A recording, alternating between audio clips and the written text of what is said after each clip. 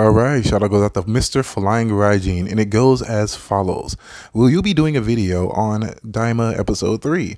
Yes, I will be doing a video on the entire show once it's finished. I believe there's a few more episodes left. I think it's like a 10 episode series. But yeah, I haven't forgotten. Hell, it gets me the most views if I'm being honest with you, and I just love shitting on it personally.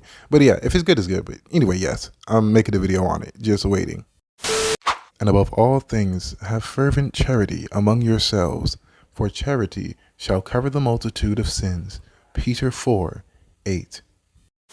So, Smallville season 9. Personally, I was gonna make like an original like season 10 review or video in a way, but instead I wanted to focus on season 9 because it was the most like standout season in my opinion. I think the one thing that I personally don't like about this season is really just like how it like opens, because like the fallout of Doomsday just isn't addressed properly. Even when you think about it, just isn't. Like, we're led to believe that yeah, Doomsday, a guy who can literally kill Kal-El, like he can just like get stopped if he's like buried under a few feet.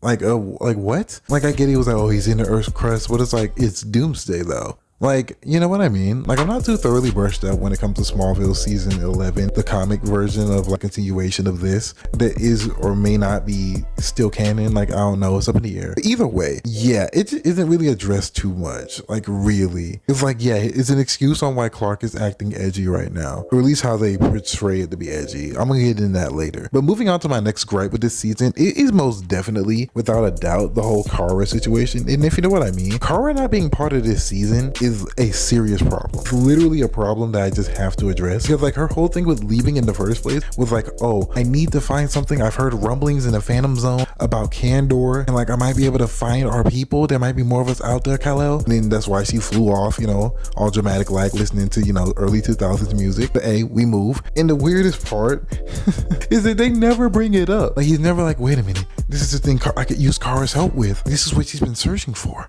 All right, let's go. And no, like seriously though, like who actually approved this? Like, why is Kandor like a bunch of clones? Like, it's really weird how they go about it. They're like, oh, the bottled hopes of our, you know, dreams of Kandor or whatnot. And it's like, I guess this is their interpretation of Kandor. And again, you know, that's why Kara's not here, at least why she wasn't around previously to look for Kandorians, but whatever. You know what I mean? It's really weird. Like, have Kara like be really for defending the Kandorians, really standing firm, because again, she grew up on Krypton. Like, she didn't just have memories or vague tellings of Krypton and Kryptonians. She saw the actual people, because she is literally one of those people. You get what I mean? The culture and all of those things, she grew up learning those things. So it would make a lot of sense if she was like a part of this season and had like that tie to need to protect the Kandorians, especially since she has her powers, you know? A few minutes later, Lois should have been found out the truth about Kal-El, and, you know, obviously the fact that, you know, he's the Blur.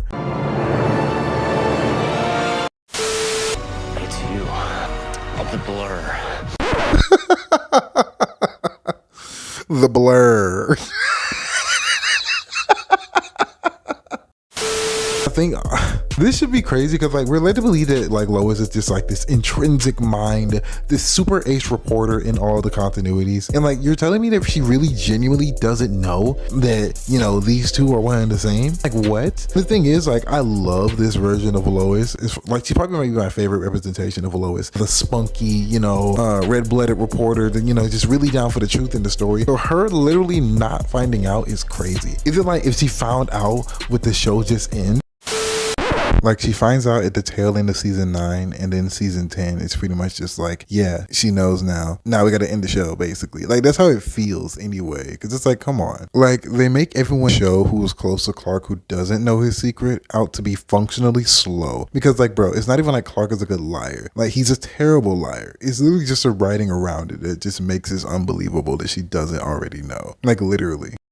I don't see how, personally. It's just really weird to me. Like, and that's just something I really want to address with a really small amount, because like I can get into that more in like the next video that I will be making about Smallville, obviously. But yeah, moving on, I would say Zod's motivations are pretty dumb. His whole thing I can understand it on paper and in theory, don't get me wrong. Like, Zod, he wants to, you know, just bring back his people to a new age, and that sounds good. He realized how tyrannical his rule actually is for no reason, literally. And if you think I'm joking, that gets into my next point or my next point anyway, but it's part of this one. He's mad at Jarrell, like, and this is like what we're led to believe to be the true fall of Zod. This is how he ended up becoming the man who destroyed his own planet, which is also weird to me because like, what if they don't serve you this time? Are you just going to destroy any other planet that they live on and destroy your own people? It always felt weird to me that whenever they go with Zod being the one to destroy Krypton, it always feels so weird that he wants to revive it so much. Like, you know, he's so cavalier about like blowing it up in the first place. And the reason why he wants to blow it up is because Jor-El won't clone, you know, his son with the Kandorian project. And it's weird to me because like literally Feora's Phantom literally said that Zod and I could not have children, so we made one. So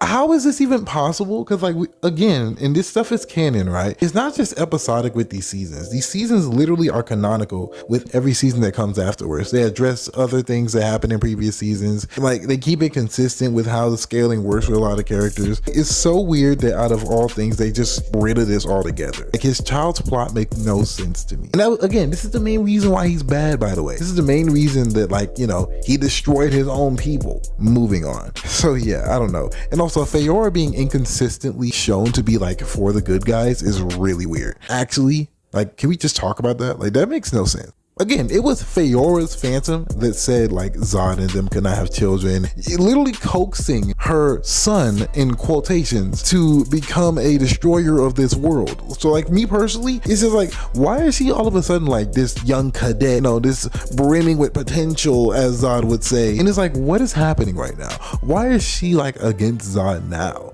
Again, she was for Zod, like 100%, like when she was a Phantom. I don't know. I just think that's weird to me personally. Moving past that, yeah, the way Zod gets his powers is completely convoluted. Yeah, like that's literally the next point I want to get into. That makes no flipping sense. Actually, it does not make sense. Like, hear me out, right? Hear me out. You're telling me that out of literally every way they could have thought about giving him his Kryptonian powers, they go with blood brother bond? Bro, this is gonna have problems in season 10, by the way, that will be addressed again, by the way. So it's just weird. Like personally, like he's like basically, you know, dead. The way he, you know, heals Zod is by giving him like a droplet, a very small like piece of his DNA, like on his giant open wound, which he has been bleeding out for minutes at this point. So like, yeah, and then he just automatically just gets immediately revived, like just like that. His reboot card got literally successfully reinstated. Like it made no sense to me. It's really weird. And also another complaint I have is really just like, just this season,